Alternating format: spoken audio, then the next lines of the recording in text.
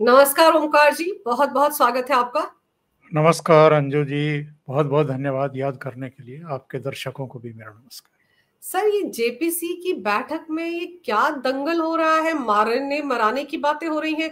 बोतल तोड़कर कल्याण बनर्जी जगदम्बिका पाल पर हमला करते, ये क्या हो रहा है? बौखलाहट है, किसी ना किसी रूप में बाहर निकलनी है। और वैसे भी जिन कल्याण बनर्जी की आप बात कर रही हैं, इनके आचरण की बात कर रही हैं, ये तो कुख्यात हैं। जब जगदीप धनखड़ साहब पश्चिम बंगाल के गवर्नर थे, तो याद है आपको इन्होंने क्या बयान दिया था? इन्होंने कहा था कि जब जिस दिन भी ये गवर्नर से रिटायर होंगे, उस दिन पूरे वेस्ट बंगाल के अलग अलग जिलों में इनके खिलाफ एफआईआर दर्ज की जाएंगी, इनको गिरफ्तार किया जाएगा, इनको जेल में सबक सिखाया जाएगा। ये बात इन्होंने जगदीप धनखड़ के बारे में कही थी। इसके अलावा जब ये राज्यसभा के सदस्य थे, तो सबसे अधिक अगर कोई अनुशासनहीनता करता था, बाधा उत्पन्न करता था कार्यवाही में, तो एक तो ये थे, और दूसरे इन्हीं की पार्टी के डेरेक ओब्रायन।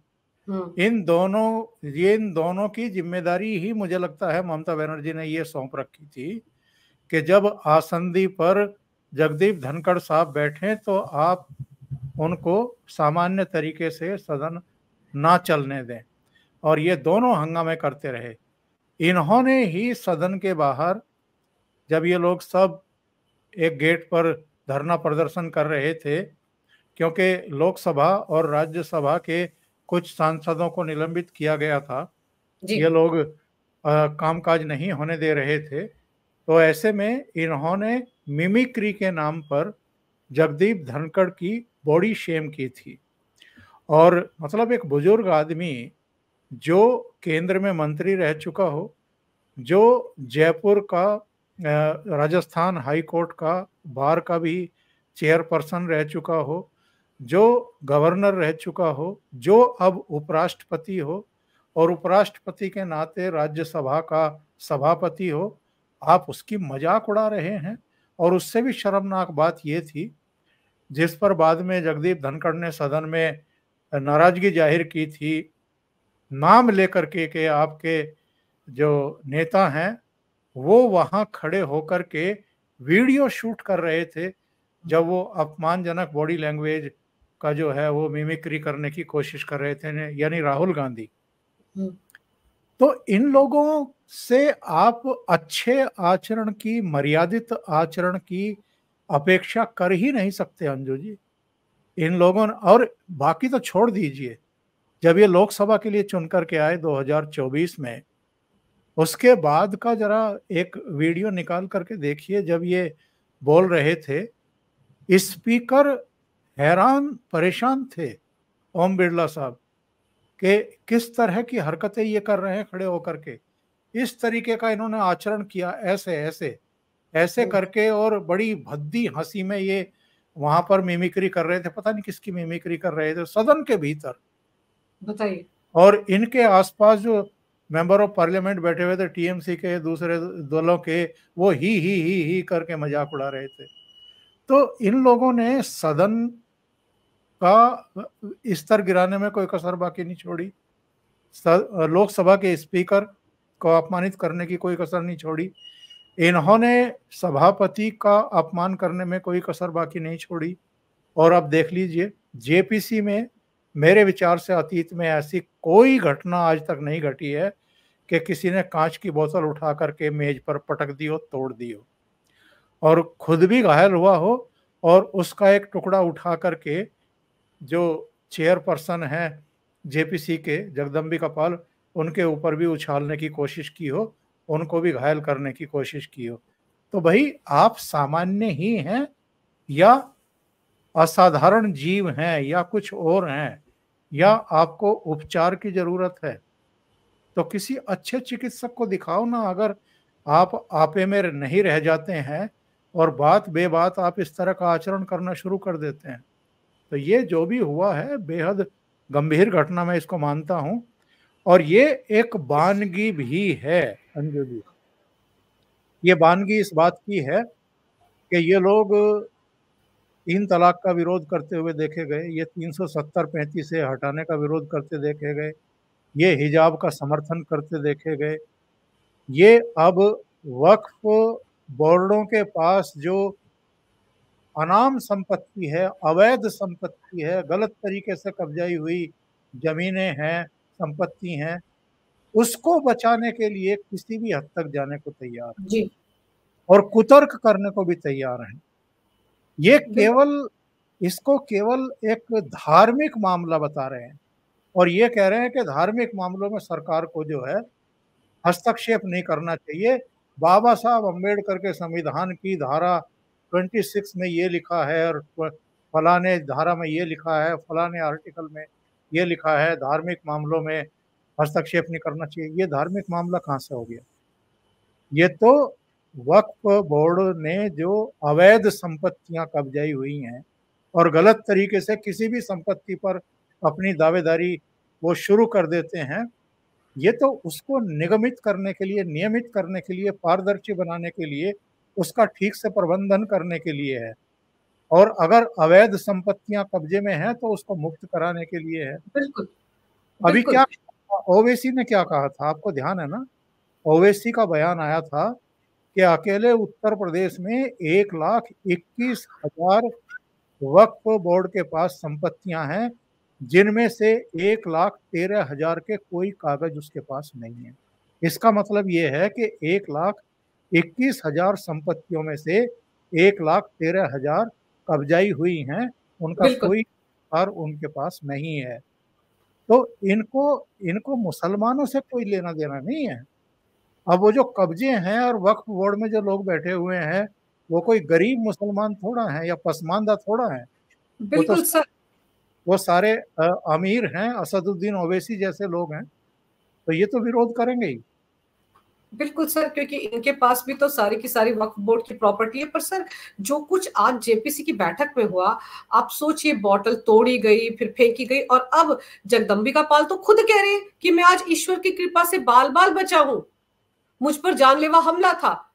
उनको एक दिन के लिए शायद निलंबित किया गया है, कल्याण बनर्जी को। लेकिन आप सही कह रहे हैं कि दिमागी हालत इनकी ठीक है या नहीं, ये हर दूसरी बात पर आपे से बाहर हो जाते हैं सर। अगर आज जेपीसी में पूर्व न्यायाधीश और एडवोकेट पहुंचे हुए थे, अपने विचार रख रहे थे, तो उससे विपक्षी पार्टी के नेताओं को ऐतराज क्यों था? क्योंकि उसी पर पूरा बवाल शुरू हुआ कि ये लोग यहाँ क्या करने आए। देखिए, बात क्या है उसको समझने की जरूरत है।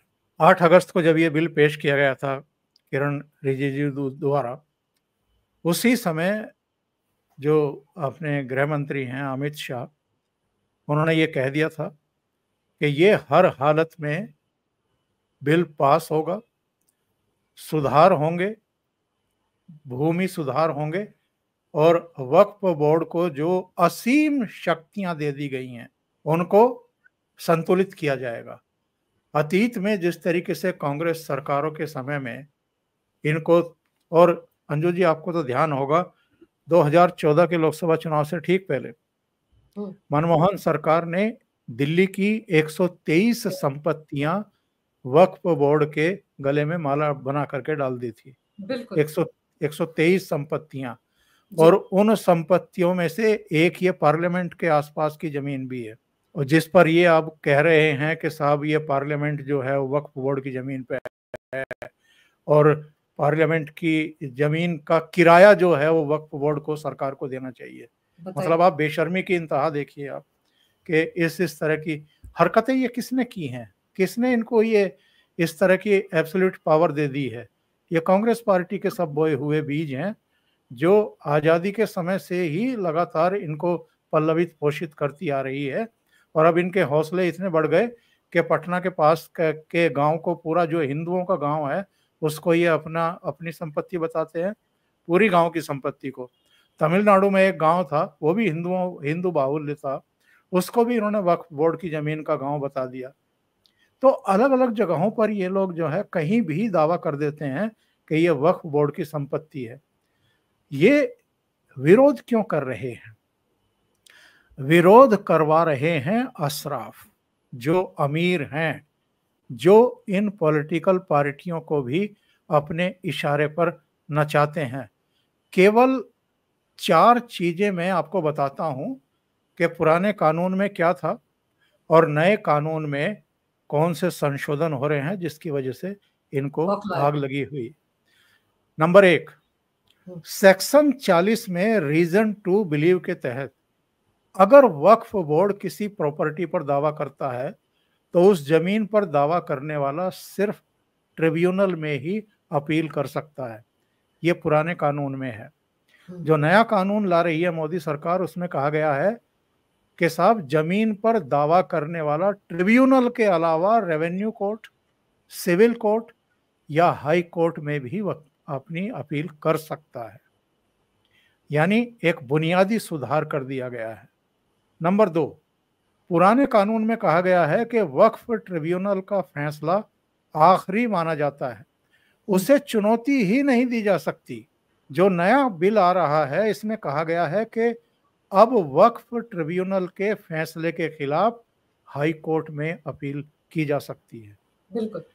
तीसरा, किसी जमीन पर मस्जिद हो या उसका उपयोग इस्लामिक उद्देश्यों के लिए हो तो वो ऑटोमेटिक वक्फ की संपत्ति हो जाती है। ये पुराने कानून में है। नए कानून में है कि जब तक किसी ने वक्फ को दान में जमीन ना दी हो, उस पर भले ही मस्जिद बनी हो, वो वक्फ की संपत्ति नहीं होगी। चौथा बड़ा जो पुराने कानून में है कि वक्फ बोर्ड में महिला और बतौर सदस्य अन्य धर्म के लोगों की एंट्री हो ही नहीं सकती है।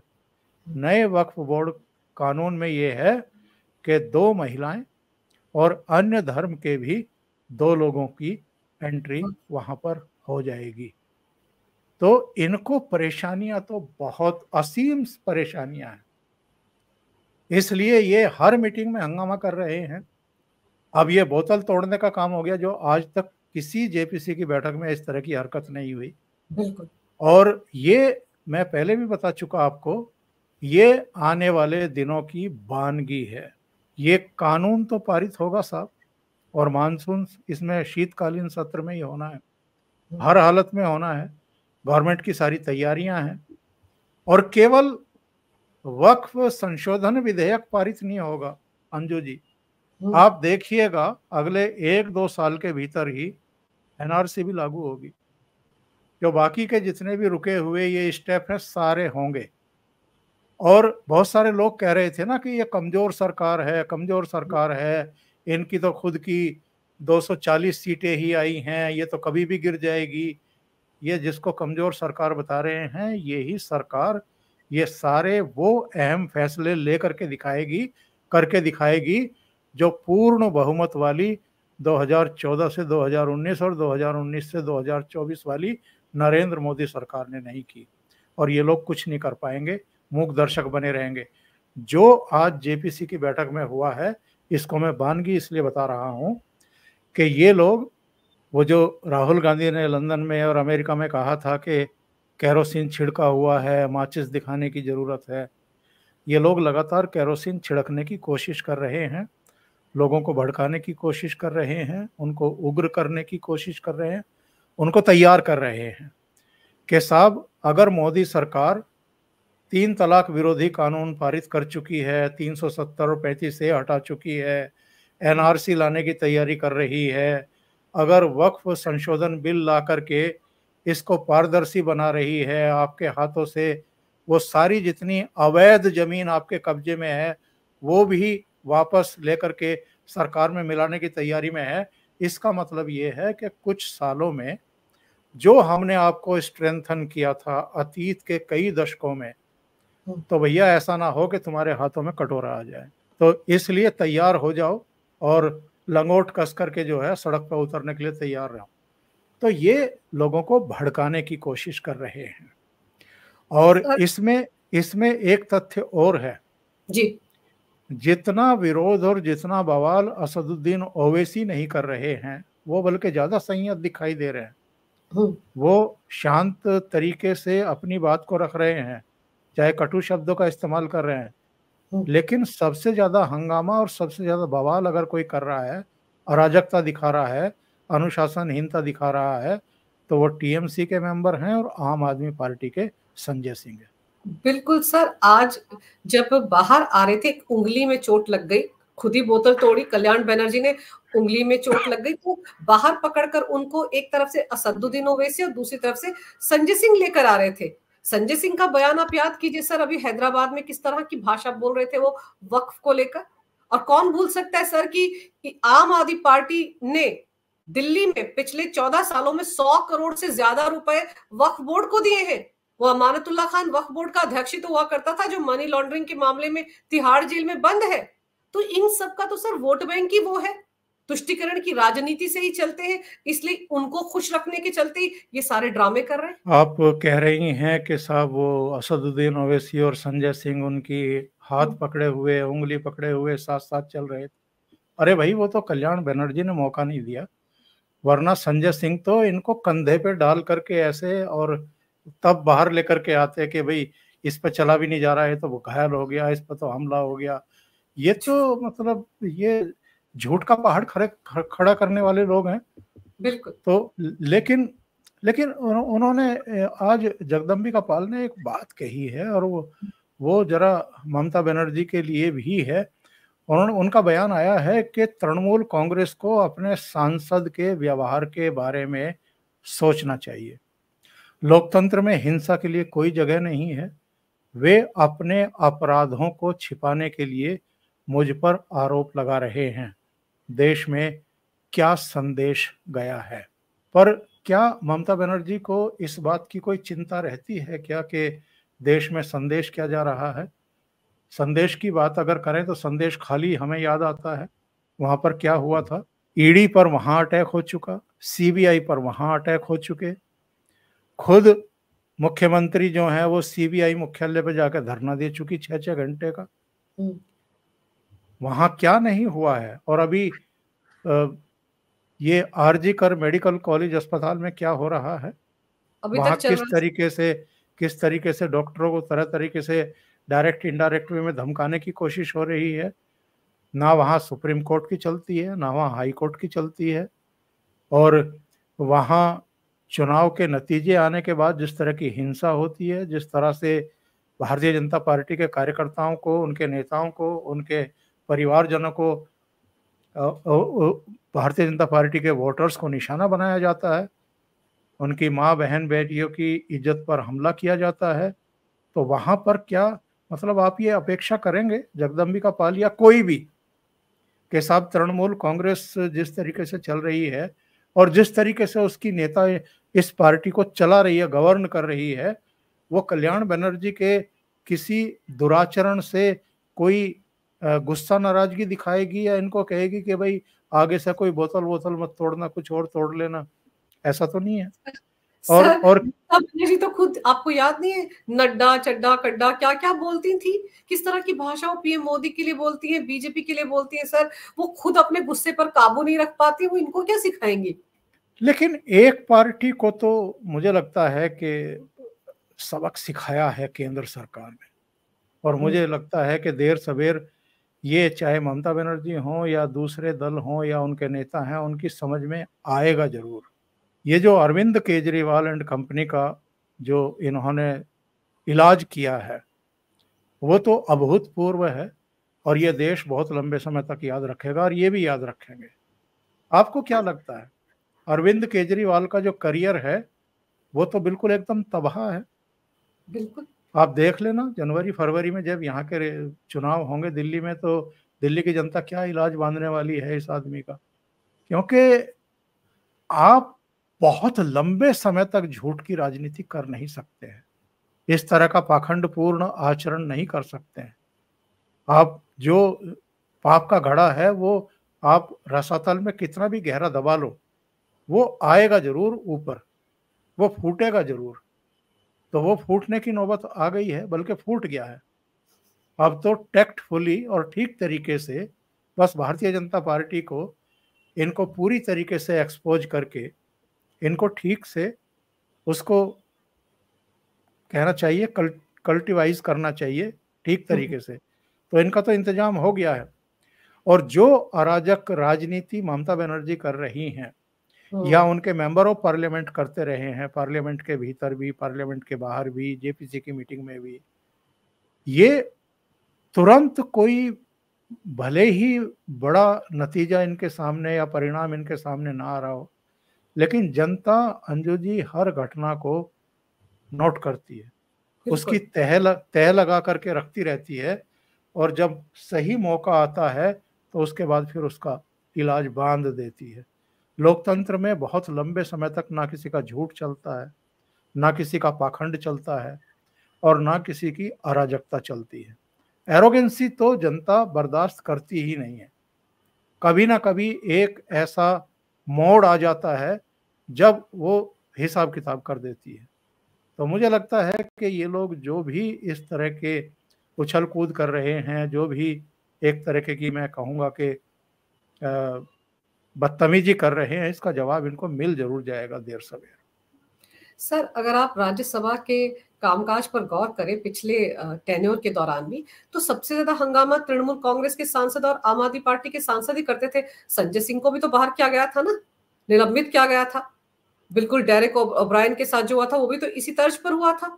हंगामा यही लोग करते हैं। और फिर सर, आप सही कह रहे हैं कि झूठ की हांडी कितनी बार चढ़ाएंगे। अभी देखिए अरविंद केजरीवाल को सुप्रीम कोर्ट से कल ही झटका लगा है। वो जो बार बार झूठ बोलते हैं सर, झूठे आरोप लगाते हैं, फिर माफी मांगकर पतली गली से निकल जाते हैं, उस पर ब्रेक लगा दिया ना सुप्रीम कोर्ट ने। माफी तो वहां भी मांग रहे थे ये, वो मानहानि वाले केस में जो पीएम मोदी की डिग्री का है। अब पेश होना पड़ेगा इनको वहां पर जाकर मेट्रोपॉलिटन मजिस्ट्रेट के सामने गुजरात में। तो नहीं तो आप याद कीजिए कितना इतिहास लंबा है सर इनका। हर जगह झूठे आरोप लगाते थे 2014-15 में, और फिर माफी मांग लेते थे और बात को समझते थे खत्म हो गई। लेकिन अब तो फंसे है ना। 1 अप्रैल 2023 का एक वीडियो है इनका प्रेस कॉन्फ्रेंस का, इसी मुद्दे पर, जिस पर सुप्रीम कोर्ट ने इनकी याचिका खारिज की है और कहा है कि इनके खिलाफ ट्रायल चलेगा मानहानि का। वो 1 अप्रैल 2023 का वीडियो निकाल करके देखिएगा, कितनी अपमानजनक, कितनी भद्दी भाषा में इन्होंने प्रधानमंत्री नरेंद्र मोदी को गालियां बकी हुई हैं, उनकी एजुकेशन को लेकर के। और किस किस तरह की बातें कर रहे थे ये बैठ करके उस प्रेस कॉन्फ्रेंस में। मैंने तो कल ही डाउनलोड किया, वो उसका एक हिस्सा मैंने अपने प्रोग्राम में चलाया भी है। उसमें ये कह रहे हैं कि जी हमारा देश गरीब है, क्या हुआ अगर गरीब परिवार के हैं और अच्छी एजुकेशन नहीं ले पाए, पर मेरी चिंता मेरे को ये है कि अगर अनपढ़ प्रधानमंत्री होगा तो कोई भी नौकरशाह आकर के कोई भी फाइल पास करके ले जाएगा। मतलब इस तरह की लैंग्वेज का प्रयोग आप देश के प्रधानमंत्री के बारे में बैठ करके कर रहे हैं। चौथी फेल राजा की कहानी सदन में खड़े होकर अरविंद केजरीवाल सुनाते थे, याद नहीं? स्पेशल सेशन बुला बुलाकर। मैंने इसीलिए कहा है कि सेंट्रल गवर्नमेंट ने आमतौर पर, मैं जो मोदी जी का कुल मिलाकर के आचरण है, राजनीतिक आचरण की मैं बात कर रहा हूं, उसको अगर हम उसका अध्ययन करें बारीकी से, चाहे 13-13.5 साल ये मुख्यमंत्री रहे गुजरात के, वहां भी इन्होंने अपने विरोधियों के खिलाफ कभी कुछ नहीं किया। जिसको जो कहना है कह दो, जिसको जो कह करके निकलना है निकल जाओ। सोनिया गांधी ने तो 2007 में मौत का सौदागर कह दिया था। वो कहते तो वहां पर पुलिस जो है वो मामला दर्ज करती, सोनिया गांधी को पकड़ करके अंदर कर देती, लेकिन नहीं, उन्होंने कहा कि कहने दो, एक्सपोज होने दो। इसी तरीके से 2014 से देश के प्रधानमंत्री हैं, उनके बारे में प्रधानमंत्री रहते हुए भी क्या क्या नहीं कहा गया। वो पिच्छू और पता नहीं क्या क्या, और बोटी बोटी काट देंगे, वो बोटी बोटी काट देंगे कहने वाले को कांग्रेस ने सांसद का टिकट दिया और वो अभी लोकसभा में है। तो ऐसे ऐसे लोगों को भी मोदी ने माफ किया है। लेकिन मुझे ऐसा लगता है कि ये जो एजुकेशन को लेकर के, उनकी डिग्री को लेकर के जिस तरह की अपमानजनक अभद्र भाषा में इन्होंने बातें की हैं, उसके बाद ही गुजरात यूनिवर्सिटी के रजिस्ट्रार ने इनको कटघरे में घसीटने का फैसला किया और इसीलिए इनको आपराधिक मानहानि का अभियुक्त बनाया। ये भागे भागे सेशन कोर्ट में गए, सेशन कोर्ट ने इनकी नहीं सुनी, इनकी याचिका खारिज कर दी। ये एक्चुअल में जो समन जारी हुआ था कोर्ट से, निचली कोर्ट से, मजिस्ट्रेट कोर्ट से, उसके खिलाफ गए थे कि साहब मानहानि के केस पर रोक लगाई जाए, मेरे खिलाफ मानहानि का मामला नहीं बनता। सेशन कोर्ट ने इनकी नहीं सुनी, हाई कोर्ट ने इनकी नहीं सुनी। हाई कोर्ट का जब फैसला आया था तो इन्होंने 1 अप्रैल 2023 को प्रेस कॉन्फ्रेंस की थी। इसके बाद जब हाई कोर्ट ने भी इनकी याचिका खारिज कर दी कि नहीं मुकदमा चलेगा, आपने इस तरह की बयानबाजी कर रखी है, फिर ये सुप्रीम कोर्ट आए। अब सुप्रीम कोर्ट से भी इनको झटका लगा है। तो जो राहुल गांधी सूरत कोर्ट से 2 साल के कैदी करार दिए गए, सजा सुनाई गई और जिनकी संसद सदस्यता चली गई, बंगला चला गया, अरविंद केजरीवाल कम से कम इतना पढ़ा लिखा तो है जिसको इस तमीज है कि भाई अगर मुझे 2 साल की सजा हो गई तो मैं कम से कम 6 साल के लिए सक्रिय राजनीति से अलग हो जाऊंगा, जेल भुगतनी पड़ेगी और फिर 4 साल तक मैं चुनाव नहीं लड़ पाऊंगा। और कुल मिलाकर के कई ऐसे मामले आ चुके हैं, नितिन गडकरी से माफी मांग चुके मानहानि में, अरुण जेटली से, विक्रम मजीठिया से, कपिल सिब्बल से, 4-5 लोगों से तो माफी मांग चुके हैं। और इस मामले में भी सुप्रीम कोर्ट में ये अभिषेक मनु संघवी कह रहे थे कि नहीं उनको, केजरीवाल जी को अपने बोले गए शब्दों पर प्रायश्चित है, मतलब माफी मांगने को तैयार हैं, क्योंकि अब इनको पता है कि अब सुप्रीम कोर्ट के आगे तो कोई रास्ता है नहीं, कोई खिड़की है नहीं जहां जाकर के हम अर्जी लगा सकें, तो अब तो भुगतना ही पड़ेगा। इसलिए माफी भी मांगने को तैयार थे। लेकिन मुझे लगता है कि मोदी जी ने इशारा ही किया होगा कि भाई बहुत हो गया। वो कहते हैं ना कि 99 गाली के बाद तो कृष्ण ने भी चेता दिया था कि भाई 100 होते के साथ ही तेरी गर्दन जो है उतार लेंगे। तो मुझे लगता है कि पाप का घड़ा फूट चुका है, इनका भर गया है, अब फूटने की तैयारी है। और अब मुझे लगता है कि कोई दया अब इनके प्रति दिखाने का भाव मुझे लगता नहीं है कि बीजेपी की लीडरशिप में है। वरना इनकी गिरफ्तारी जिस तरीके से हुई, इनके डिप्टी की गिरफ्तारी जिस तरीके से हुई, संजय सिंह को जिस तरीके से सबक सिखाया गया, यहाँ तक कि केसीआर की बेटी को गिरफ्तार किया गया, इन सबको जो जेल में ठूंसा गया है, इनको अकल देने के लिए, शिक्षा देने के लिए ही किया गया है। वरना तो इस देश में भ्रष्टाचार तो पहले भी होते रहे हैं, बिल्कुल। पर अब जाकर के भाई या तो आप राजनीति कर लीजिए सीधे सच्चे भाव से, अगर आप वाकई जनता की सेवा करने आए हैं। लेकिन अगर भ्रष्टाचार भी करेंगे, बदजुबानी भी करेंगे, अराजकता भी फैलाएंगे, अपमानजनक शब्दों का प्रयोग भी करेंगे और अपने को जो है बहुत श्रूड पॉलिटिशियन भी साबित करने की कोशिश करेंगे, तो भैया फाइलें सबकी होती हैं सेंट्रल गवर्नमेंट के पास में। उनके पास एजेंसियों के हाथ इतने लंबे हैं कि कहीं कोई बख्शीश है नहीं। भाई इनकम टैक्स डिपार्टमेंट उनके पास, सीबीआई उनके पास, आईबी उनके पास, रो उनके पास और मिलिट्री इंटेलिजेंस उनके पास क्या नहीं है? सबके तो कच्चे चिट्ठे चुटकियों में आ जाते हैं। तो आप क्या कर रहे हैं, क्या नहीं कर रहे हैं, वो सारी जानकारी सेंट्रल गवर्नमेंट के पास होती है। अगर आप मौका देंगे और अगर आप इसी तरह की हरकतें करते रहेंगे तो फिर भुगतने के लिए भी तैयार रहो। बिल्कुल सर, और ये जितने भी लोग वक्फ बोर्ड को लेकर चिल्ला रहे हैं, इन सब की फाइलें भी तो केंद्र सरकार के पास है और केजरीवाल की तो नई फाइल भी खुल गई है सर। 12 लाख के टॉयलेट सीट पर बैठते थे अरविंद केजरीवाल, उसको भी अपने साथ उड़ा कर ले गए। वो अशोक मित्तल के टॉयलेट में शायद फिट भी कर दी गई हो। करोड़ों का सामान ले उड़े हैं सर शीश महल से। तो वो फाइल भी खुलेगी सर, धीरे धीरे करके अरविंद केजरीवाल की बहुत फाइलें खुलनी है। अभी तो सिर्फ एक फाइल खुली थी जिसपे 177 दिन तक अंदर रहकर आए हैं और अब ऐसे पेश आ रहे हैं जैसे 177 दिन में काम नहीं हुआ, बाकी पूरे 9.5 साल तो उन्होंने बहुत काम किया। तो अभी तो सर एक के बाद एक झूठ खुल रहे हैं। आप देखिए यमुना को लेकर साफ सफाई का पूरा 7,000 करोड़ का खुलासा हो गया घोटाले का। तो अरविंद केजरीवाल बुरी तरह से फंस गए हैं और जिनके पास वक्फ बोर्ड की प्रॉपर्टीज है सर, वो भी फंस गए हैं। इसीलिए वो इस तरह से खिसियानी बिल्ली की तरह खंबा नोच रहे हैं और जो जेपीसी के अध्यक्ष है उन्हीं पर हमला कर रहे थे। तो अभी तो ये शुरुआत है सर, अभी तो जिस दिन ये बिल पास हो जाएगा, कानून बन जाएगा, उस दिन भी ये सब लोग मुझे लगता है एक दूसरे के बाल नोचेंगे। सर आपने समय निकाला, विस्तार से इस विषय पर मेरे दर्शकों को जानकारी दी, आपका बहुत बहुत धन्यवाद। नमस्कार। Thank you. नमस्कार।